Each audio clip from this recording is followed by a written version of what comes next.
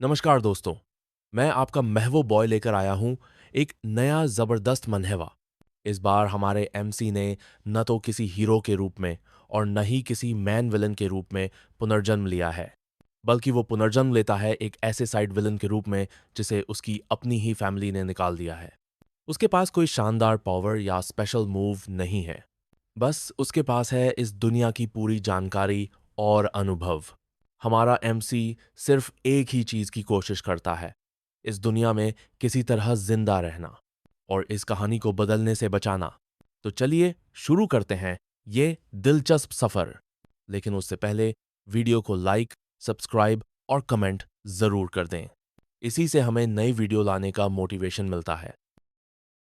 एक चमकीला पीले रंग का झूमर छत से लटक रहा है, जो अपनी जलती हुई मोमबत्तियों की रोशनी से पूरे कमरे को जगमग कर रहा है। यह कमरा एक बिगडैल रईस खानदान के बेटे का हॉस्टल रूम है, जो मैजिक एकेडमी में किसी राजा की तरह राज करता था। वही बिगडैल बेटा इस कहानी का नैरेटर और टेक्निकल प्रोटैगनिस्ट है। वो अपने आलीशान बिस्तर और महंगे फर्नीचर से सजे हुए कमरे में बैठा अपनी जिंदगी पर सोच रहा है। मगर अब उसकी किस्मत जवाब दे चुकी है, क्योंकि उस पर कई गंभीर और शर्मनाक आरोप लगे हैं, जैसे कि राजकुमारी के सामने गाली देना, एंट्रेंस एग्जाम में गड़बड़ी करना और अपने खानदान की इज्जत को मिट्टी में मिलाना। इन पापों को उसका परिवार बिल्कुल भी नजरअंदाज नहीं कर सकता। सीधा कहें तो उसे खानदान से बाहर निकाल दिया गया है, जैसे किसी कोठेवाली को सरेआम बेइज्जत करके निकाला जाता है। किस्मत जैसे उसका मजाक उड़ा रही हो। वो अपना सिर थामे बैठे सोचता है, लगता है भगवान भी मुझसे नफरत करता है।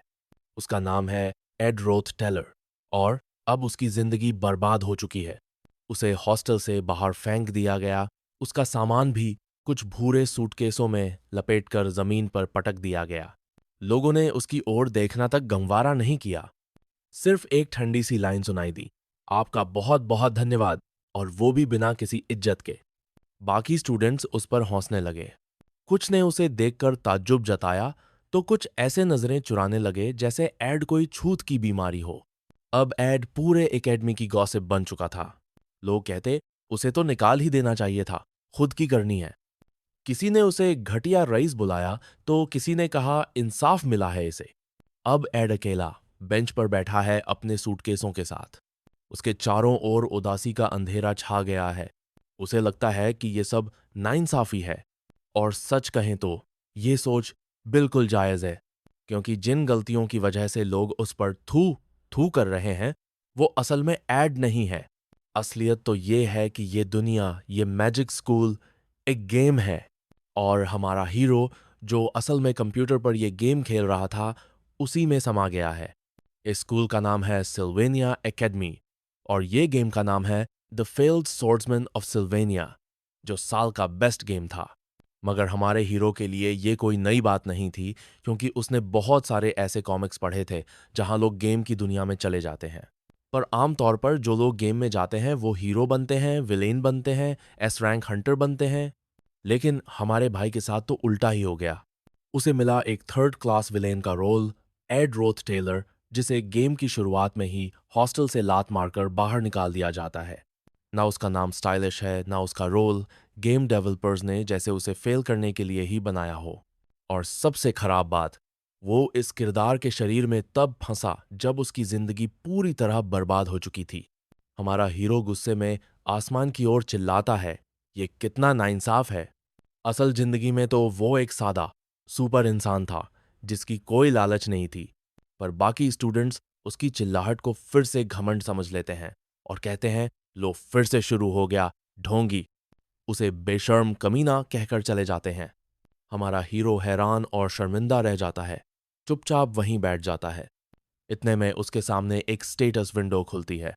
इसमें लिखा होता है, नाम एड रोथ टेलर, उम्र 17, कोर्स सेकेंड ईयर ह्यूमन, उपलब्धि 0, स्टैट्स स्टैमिना 3, इंटेलिजेंस 4, पर कुछ अच्छे पॉइंट्स भी हैं, टैलेंट 7, विल पावर 7, लक 6। थोड़ा सुकून तो मिला, पर अभी भी ये स्टैट्स एक कुलीन परिवार के बच्चे के लिए शर्मनाक हैं। उसे समझ आता है कि एड हमेशा एक थर्ड रेट विलेन ही क्यों रहा, क्योंकि उसके पास कुछ भी खास नहीं था। यहां तक कि जब वो गेम खेल रहा था, तो एड एक ऐसा किरदार था जो उसे कभी याद ही नहीं रहा। फिर अचानक उसे याद आता है कि इस किरदार का अंत क्या था। गेम के एंडिंग क्रेडिट्स में एक बूढ़ा आदमी दिखाई देता है। पैरों में जूते नहीं, हाथ में कुछ नहीं, सड़क के कोने में बैठा भीख मांग रहा है। वो बूढ़ा और बेबस आदमी एड रोथ टेलर ही था। अब सारी चीजें समझ में आने लगती हैं। एक बिगडेल रईस जो दुनिया की असलियत से अनजान था और जिसे सड़कों पर फेंक दिया गया। शुरुआत चाहे जितनी भी बुरी हो, एंड की किस्मत फिर भी अच्छी थी कि वो किसी तरह जिंदा बच गया। लेकिन ये खबर उस बेचारे लड़के के लिए बेहद उदासी भरी थी, जो अब एंड की दुखद जिंदगी जीने पर मजबूर हो चुका था। वो भविष्य को लेकर इतना डरा हुआ था कि उसका चेहरा पूरी तरह से सफेद पड़ गया। एक और बार लंबी सांस लेकर निराशा में वो सोचने लगा कि आखिर क्यों उसकी किस्मत में एंड का शरीर आ गया है। उसे ये समझ नहीं आ रहा था कि ये सब कैसे हुआ और इसका कारण कैसे पता चलेगा। लेकिन फिर भी वो अपना सूटकेस उठाता है और ठान लेता है कि चाहे जो हो, वो इस भिखारी जैसी जिंदगी को अपना अंजाम नहीं बनने देगा। उसकी पीली आंखों में अब जुनून जल रहा था। वो सामने देखता है और ऐलान करता है, मैं किसी भी हाल में कामयाब होऊंगा। कहते हैं कि जब आप जिंदगी में सबसे नीचे पहुंच जाते हो तो उसके बाद सिर्फ ऊपर जाने का रास्ता बचता है। सिल्वेनिया एकेडमी भले ही स्कूल हो, लेकिन वो किसी शहर से कम नहीं है। पूरा आर्क और आसपास के पहाड़ उसी के परिसर में आते हैं। घाटियां इतनी फैली हुई हैं कि हर तरफ हरी घास और चमचमाते सफेद टावर दिखते हैं। हमारा हीरो एकेडमी के उत्तर पूर्व में स्थित जंगली इलाके की ओर चला जाता है ताकि छात्रों की नजरों से बच सके। पसीने से भीगा हुआ और थका मांदा, वो आधे दिन की यात्रा के बाद अपने सूटकेस के ऊपर बैठता है। हैरानी की बात यह है कि उसने दोनों भारी सूटकेस खुद ही वहां तक पहुंचा दिए, जबकि वो कोई ताकतवर या गठीला लड़का नहीं है। अब जबकि उसे उसके परिवार ने त्याग दिया है और स्कूल में उसकी बदनामी हो चुकी है, उसके पास सोचने का बहुत समय है कि अगला कदम क्या हो। गेम में एंड का त्याग होना असल में कहानी की शुरुआत का सबसे बड़ा झटका था। लेकिन एक बात बेहद जरूरी है, उसे स्कूल से निकाला नहीं गया, सिर्फ परिवार से निकाला गया है। और ये बात बहुत मायने रखती है, क्योंकि सिल्वेनिया एकेडमी एक शानदार संस्थान है। यहां से अगर कोई पास हो जाए तो उसका भविष्य एकदम पक्का हो जाता है। हमारे हीरो ने इस गेम को इतनी बार खेला है कि अब वो 5 बार के समर्पित खिलाड़ी की तरह सारी जानकारी का इस्तेमाल कर सकता है। उसे अब भी सफलता मिल सकती है, बस शर्त यही है कि वह चुपचाप ग्रेजुएट कर जाए। अगर वो ये कर लेता है तो उसे एक शांत और आरामदायक जिंदगी मिल सकती है, पहले की जिंदगी से भी बेहतर। तो अब उसका एक ही लक्ष्य है, सिर्फ ग्रेजुएट करना। वो रेत पर उंगलियों से ग्रेजुएशन लिखता है और सुनहरे सिक्कों के टावर उसकी आंखों के सामने घूमने लगते हैं। लेकिन इस सपने को पूरा करने से पहले उसे कुछ समस्याओं से निपटना होगा। सबसे पहली और बड़ी दिक्कत है ट्यूशन फीस। उसे परिवार ने त्याग दिया है और अब उसके पास एक रुपया भी नहीं है। वो इतना होशियार भी नहीं है कि स्कॉलरशिप मिल जाए। लेकिन एक अच्छी बात है, इस सेमेस्टर की फीस उसके अमीर परिवार ने पहले ही भर दी थी, तो उसके पास थोड़ा वक्त है कि वह अगले सेमेस्टर के लिए स्कॉलरशिप पाने की कोशिश कर सके। पर उसकी स्टैट्स अब भी बेहाल हैं, लेकिन फिर भी वो हार मानने को तैयार नहीं। वो सोचता है कि इन खराब स्टैट्स के साथ पास होना भी एक जादू होगा। लेकिन ट्यूशन की टेंशन बाद में, अभी की सबसे जरूरी समस्या है खाना, कपड़े और छत। वो अपना लग्जरी सूटकेस खोलता है यह देखने के लिए कि अगले एक हफ्ते तक उसके पास क्या है। उसे वहां मिलती हैं भड़कीली पोशाकें जिनमें कोई जादुई ताकत नहीं, कुछ शोपीस सेरेमोनियल डैगर्स और एक शो पीस कप जो कि बिल्कुल बेकार हैं। कम से कम उसके पास कपड़े तो हैं, लेकिन ना छत है ना खाना, और एंड की खराब रेपुटेशन की वजह से कोई मदद मिलने की उम्मीद भी नहीं। अब जबकि वो अपने डॉर्म से बाहर निकाल दिया गया है, वो तय करता है कि कुछ दिन जंगल में ही रहेगा। वहां पास ही एक साफ पानी की धारा है, यानी पानी की समस्या नहीं है। अब स्कूल शुरू होने में 10 दिन बाकी हैं, तो वो तय करता है कि इस वक्त का इस्तेमाल खुद को सुधारने में करेगा। वो शुरुआत करता है विंड ब्लेड नामक जादुई मूव की प्रैक्टिस से। पेड़ों पर हवा की धार से वार करता है जब तक थक कर चूर नहीं हो जाता। वो देखता है कि वो स्पेल चला तो सकता है, पर उससे भूख और ज्यादा लगती है। वो सोचता है, क्या इस दुनिया में जादू चलाने के बाद भूख लगना आम बात है? तभी उसे अपने दादा की कही बात याद आती है, जब अनाज नहीं होता था तो वो पहाड़ों में पेड़ की छाल खाते थे एंड अब पेड़ की छाल को देखकर सोच में पड़ जाता है। वो इतना भूखा होता है कि आखिरकार सेरेमोनियल कप में पानी गर्म कर पेड़ की छाल को पकाता है और खाने की कोशिश करता है। उसकी भूख इतनी ज्यादा होती है कि वो खुद को ये यकीन दिला देता है कि ये छाल चिकन जैसा लग रहा है।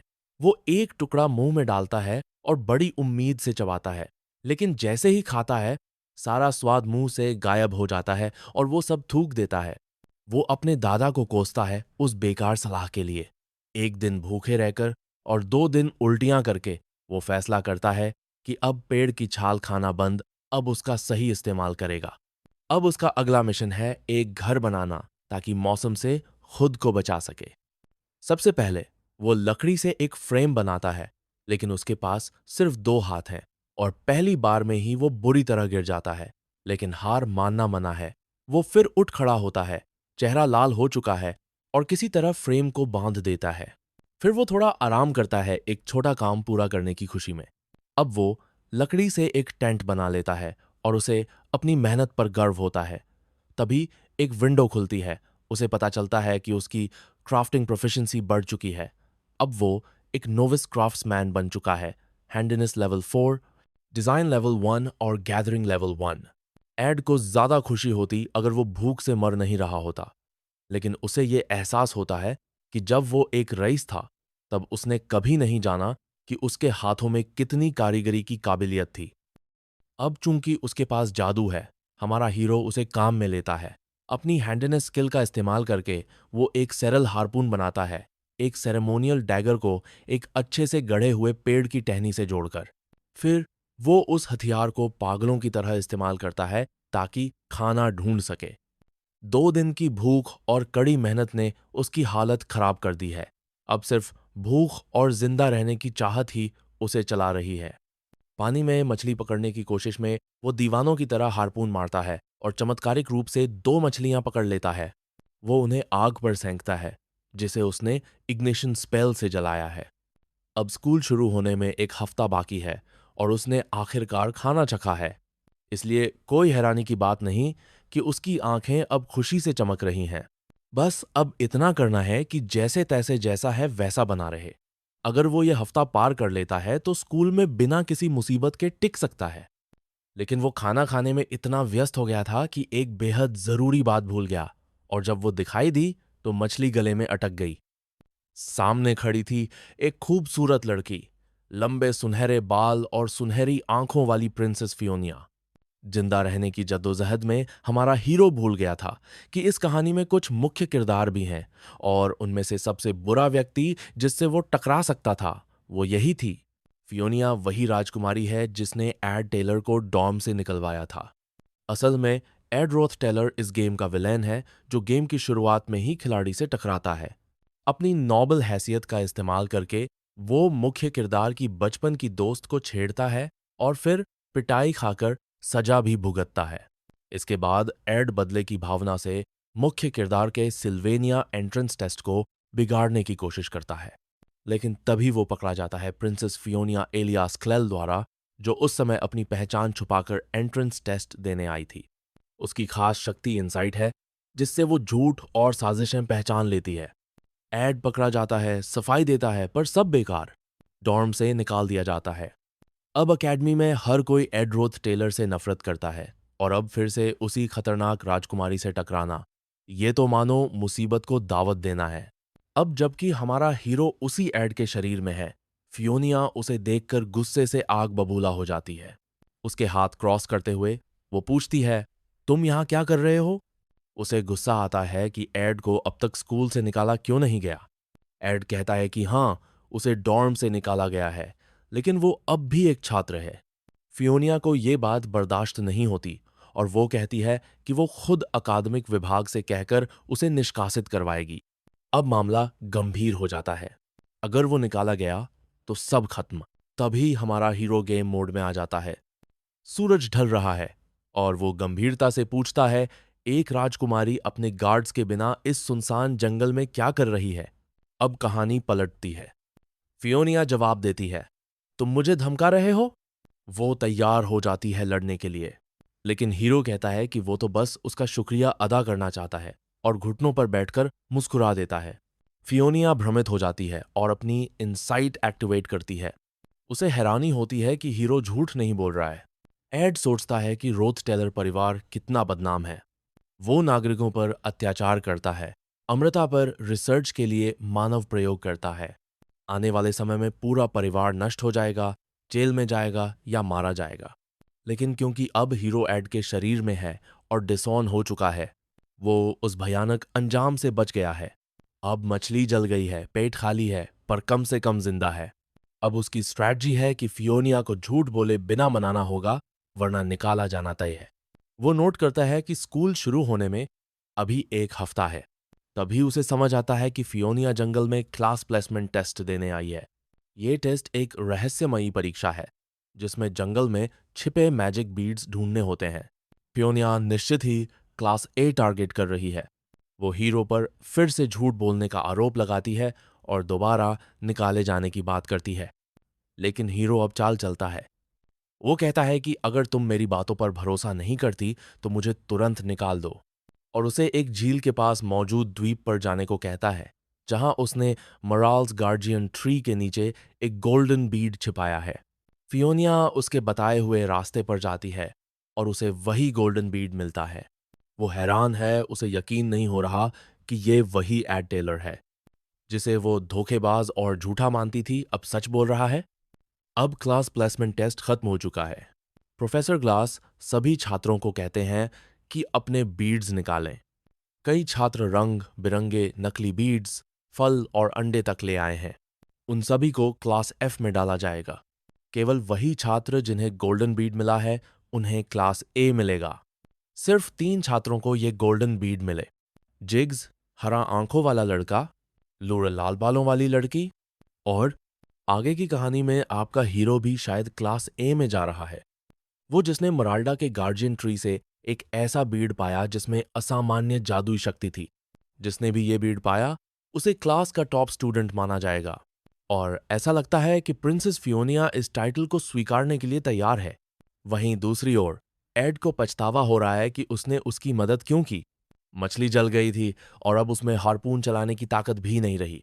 हालांकि उसने अपनी क्राफ्टिंग स्किल्स अपग्रेड कर ली हैं और एक फिशिंग रॉड भी बना ली है।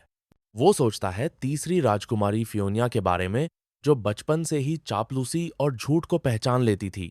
इसी वजह से उसकी इनसाइट स्किल बनी थी जिससे कोई भी उसके झूठ से नहीं बच सकता। इसलिए एड के पास कोई चारा नहीं था, उसे सिर्फ सच बताना पड़ा। लेकिन यह सच्चाई अब बड़ी परेशानी बन चुकी है। गर्विली फियोनिया को क्लास प्लेसमेंट टेस्ट में असफल होने के बाद प्रिंसेस ऑफ लव का टाइटल मिलना था। पर अगर उसने बीड पा लिया और क्लास ए में पहुंच गई तो कहानी की असली स्क्रिप्ट तबाह हो जाएगी। अगर कहानी ज्यादा बदल गई तो भले ही एड को निष्कासित होने से बचा लिया गया हो, गेम की सारी जानकारी जो उसके पास थी बिल्कुल बेकार हो जाएगी। लेकिन किस्मत से ऐसा नहीं होता।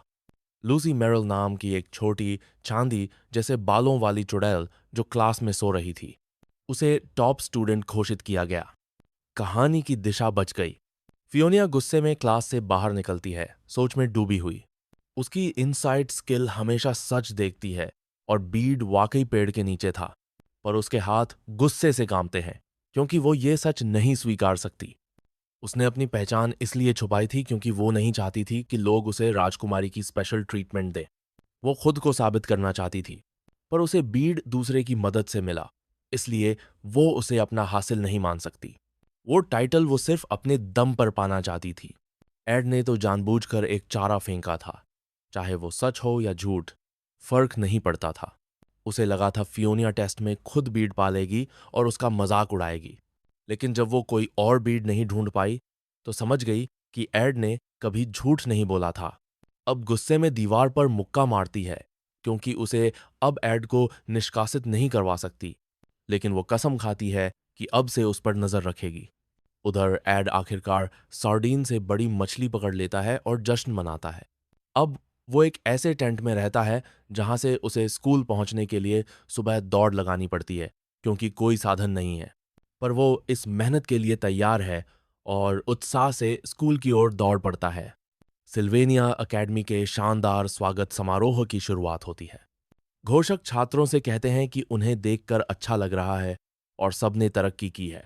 घोषक कहते हैं कि खाने का आनंद लें और इसी बीच एड सुनता है अपने हेटर्स की फुसफुसाहटें जो उसे वापस देखकर खुश नहीं हैं।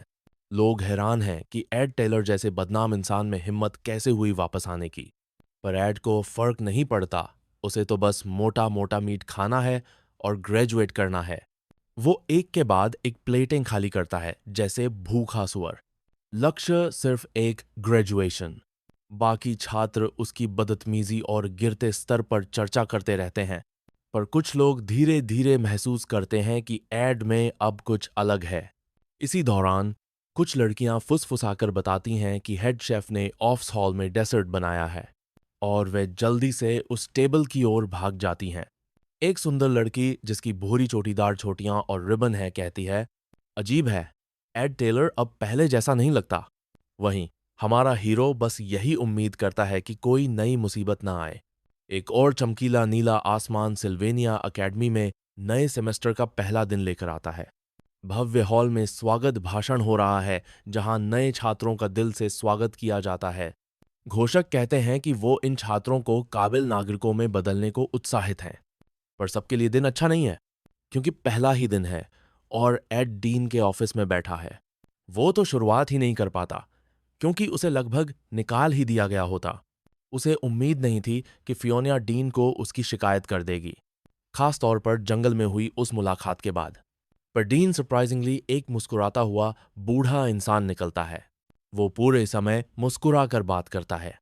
शायद फियोनिया ने कुछ गलत नहीं कहा, क्योंकि एड निष्कासित होने से बच गया। वो अब ठान लेता है कि बहुत सावधानी से चलेगा, क्योंकि उसकी शांत, आरामदायक जिंदगी अब इस कहानी की असली राह पर टिके रहने पर टिकी है। अब जिंदा रहने के लिए जो स्किल्स उसने सीखी थीं, उनकी वजह से वो अब नॉविस फाइटर बन चुका है। उसकी स्पेशलिटी है धनुष, हालांकि अभी सिर्फ लेवल 1 पर है। उसने जादू की ट्रेनिंग भी की है ताकि मैजिक और सर्वाइवल स्किल्स का सही कॉम्बिनेशन मिल सके। और इस दुनिया में सबसे उपयुक्त हथियार। कहानी यहीं रुकती है, लेकिन लगता है एड का असली सफर अब शुरू होने वाला है।